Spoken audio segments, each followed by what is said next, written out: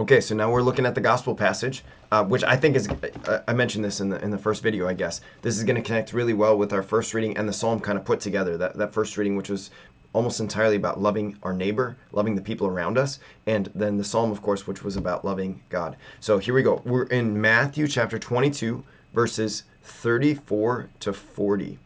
34 to 40, Matthew 22. When the Pharisees heard that Jesus had silenced the Sadducees, they gathered together. And one of them, a scholar of the law, tested him by asking, "Teacher, which commandment in the law is the greatest?" He said to him, "You shall love the Lord your God with all your heart, and with all your soul, and with all your mind. This is the greatest and the first commandment. The second is like it. You shall love your neighbor as yourself. The whole law and the prophets depend on these two commandments." Okay, this is good. I mean, there's so much goodness, I think, because Jesus, I mean, he couldn't be more clear, right? Someone comes up to him and asks, like, "Okay, Lord, are any of the commandments the most important or the greatest?" Um, and he gives an answer, which I think that in itself is amazing enough. Like someone, sometimes we run into Christians who say, "Well, we don't, as long as I have faith in Jesus, it doesn't matter how I live my life." When Jesus himself says, actually, like, there are commandments. If I command something, it's not optional, right? There are commandments that we have to follow in order to what? To uphold his law. Like, he himself gives a response. So that I think is important. Okay, let's back up a little bit. So just a reminder, we've been in the temple. So Jesus is in the temple area. He's been speaking some parables the last few weeks. We actually skipped over a little chunk, actually, in chapter 22, where the Sadducees come. So if you remember, last week in our gospel passage, it was who the Pharisees and the Herodians came together. These people who don't like each other, they came together to try to trap Jesus. And Jesus, of course, he doesn't fall for their trap, but instead he sees very clearly what they're up to, and he himself just kind of he gives an answer that they can't refute. And then after that, what we skip out is the Sadducees then approach Jesus and try to trap him. So we've got all kinds of people in the temple area trying to trap Jesus in his words because, well, they don't like him, maybe because they see people following after him and they wish it wasn't the case. Maybe they see something in him that's true, actually. And they don't want to admit it. Maybe that's a possible thing. Who knows? But that's what's going on. So the Herodians and the Pharisees come together, the Sadducees come, and they try to trick Jesus with a question about the resurrection when they themselves don't even believe in the resurrection. And now, of course, we have the Pharisees coming, one of them, a scholar of the law. Who this guy, so just as a little bit of a reference, in the Gospel of Mark, this guy who asks Jesus this question, he seems to be sincere, actually. When Jesus gives his answer, he seems eager and excited about the answer that Jesus gave, as though he's like, "Oh, you're right, Master, actually, in saying these two things."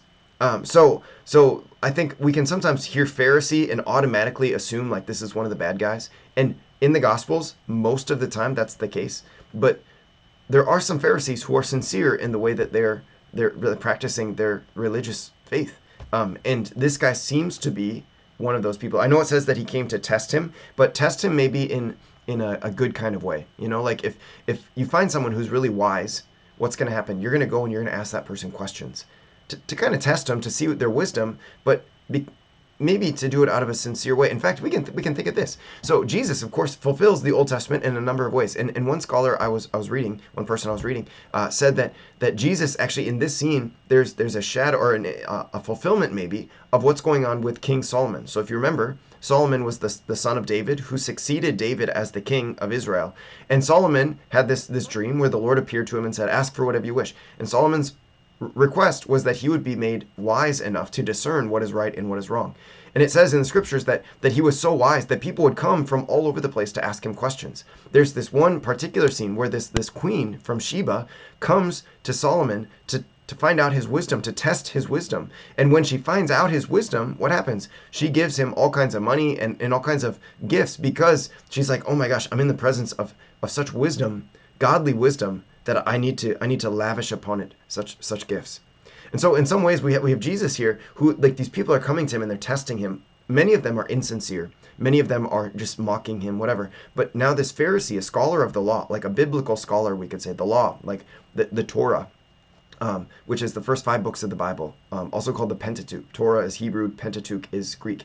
And anyway, so he's a scholar, and he's coming, he's maybe sincerely coming to ask Jesus this question, like, which is the greatest of all the commandments? And of course, Jesus gives an answer, right? You shall love the Lord your God with all your heart, with all your soul, and with all your mind. So which is the greatest?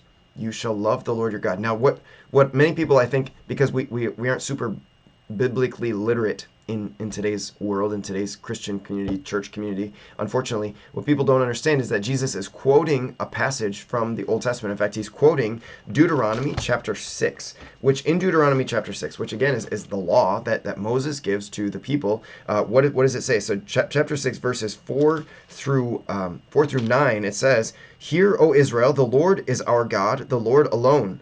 Therefore, you shall love the Lord your God with all your heart and with all your soul and with all your strength.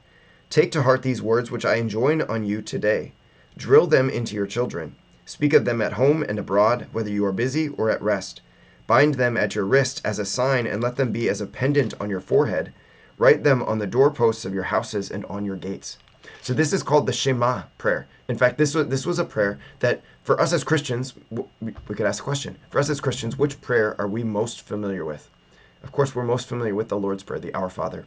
For the Jewish people, they would have been most familiar with the Shema prayer. Shema means hear or listen. So in other words, the first word of this in Hebrew, hear, O Israel. Shema, O Yisrael. Adonai Eloheinu, Adonai Echad. Right? So hear, O Israel, the Lord is our God, the Lord alone.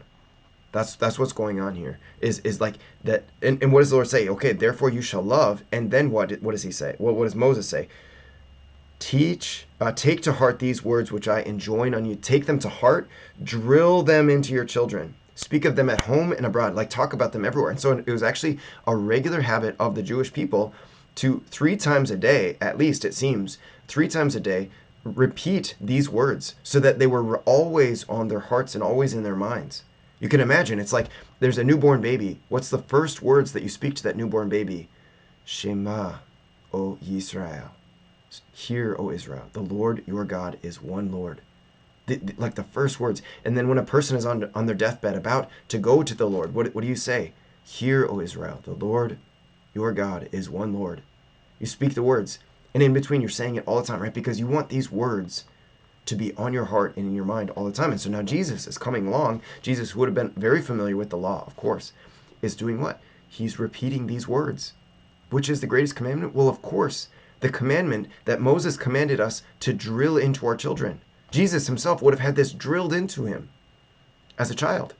He would have heard it from Mary and from Joseph. He would have heard it from everybody. Multiple times a day, he would have heard it, and he himself would have recited it multiple times a day. Like, this is so important. I think, this is the Jewish law. But like I mentioned in the last video, the new law that Jesus comes to give, it's connected to the Jewish law. Now, we don't have to follow all of the laws of the Old Testament, of the covenant code that God gave for the Mosaic covenant. We don't have to follow all of them, but this one, obviously, like Jesus himself repeats it as the greatest of the commandments. And so wouldn't it make sense for us to have this memorized? Wouldn't it make sense? And not just to have it memorized, but to reflect on it regularly. Like, am I loving the Lord my God with all of my heart? Am I loving him with all of my soul? Am I loving him with all of my mind? Now, what does that mean? Well, to love him with my heart is what? This is the place of decision. It's my will. To love him with my will, to make a choice, to love God, to honor him even when I don't feel like it. To love him with my heart, that's what that means. To love him with my soul, well, what is my soul? But it is my entire being. It's my life. To try to bring about a spiritual union with the Lord, which is something that encompasses my entire life. To love him with everything that is in my life, everything inside of me, everything outside of me. To love him with my entire soul, and to love him with my mind. What is my mind? My mind is the place of intellect. If I'm not growing in my knowledge of God, well, how can I love him more? Because you can't love who you don't know. You can't love what you don't know. And so I want to love him with my mind, my intellect, to seek to know more and more about him by studying the scriptures, by engaging in this Bible study and in other Bible studies, by reading spiritual books, maybe by reading the Catechism of the Catholic Church, where I can know more and more about the wisdom of God, about God's love for us, about the commands that he gives to us as members of his new covenant family. To love him in that way. This is the greatest of the commandments. And then Jesus actually he continues on. He said, the second is like it. You shall love your neighbor as yourself. Now again, Jesus is quoting from the Torah, from the law, the book of Leviticus, where this was actually right in there, word for word. Leviticus 19, chapter 19, verse 18. Love your neighbor as yourself. This is incredible. The Lord is asked which is the greatest of all the commandments, and he quotes the law itself by saying these are the ones. These are the ones, and you can actually think about this. So think about this. The Ten Commandments. What are the Ten Commandments? Well, these of course are the great commandments that the Lord gives to Moses while he's up on the mountain in Exodus chapter 20. And from the Ten Commandments, we can see that there are two different types of commandments within them. There are commandments that are focused on loving God, 1, 2, and 3. And then there are commandments that are focused on our relationship with our neighbor, 4, 5, 6, 7, 8, 9, and 10. So Jesus, in so many ways, he's not abolishing the Ten Commandments, but instead he's summarizing them by saying, here's how you do this. You love God. Okay, follow commandments 1, 2, and 3. And you love your neighbor. Follow commandments 4, 5, 6, 7, 8, 9, and 10. You can imagine, like, there are two tablets of stone that Moses gives. And I tried to look for some images online of these two tablets. And they all are sort of divvied up according to, like, 1 through 4 or 1 through 5 on one, and then 5 through 10 or 6 through 10 on the other. But it would make sense, and we don't actually know what they looked like, but it would make sense that the first 3 were on one tablet and the last 7 were on the other tablet, because here's love of God and here's love of neighbor on this side. Anyway, that I don't know what they looked like, but I like that image in my mind of, like, there are first tablet commandments and there are second tablet commandments, and they're all commandments given by the Lord, and they're revealed by Jesus to be the greatest of them, and not just the greatest, but what does he say? The whole law and the prophets depend on these two. The whole law. What are the law and the prophets? Well, the law, of course, is the Torah, the first 5 books. But then the prophets are often referred to as the rest of the Old Testament scriptures. They didn't call it the Old Testament because that was their scriptures. But that would be like the rest of the scriptures. So in other words, the entirety for us as Christians, the entirety of the Old Testament depends on these 2 commandments. And Jesus here is laying it out for us, like, okay, follow these. Hear, O Israel, the Lord your God is one Lord. Therefore you shall love the Lord your God with all your heart, with all your soul, and with all your mind. You can add strength as a reference back to the book of Deuteronomy, and so let's love him in that way. This is so important. Let's repeat this. Maybe even as often as we repeat the Lord's Prayer, the Our Father, which hopefully we repeat that at least once a day, if not more often. But let's repeat this as well on a regular basis, so that we don't have to wonder anymore. Like, gosh, I wonder what Jesus thought about the greatest commandments. He told us. And so let's let that be a part of our hearts, and not just to know them in our mind, of course to know them in our mind, but then to reflect on them in our hearts, in our minds, in our souls, and then seek to live them, to follow those great, great commandments. Oh man, that's awesome. Praise the Lord. Praise the Lord for speaking to us. He doesn't need to, but he does. Okay, God bless you. We'll see you for the last video. Continue to look at 1 Thessalonians. Peace.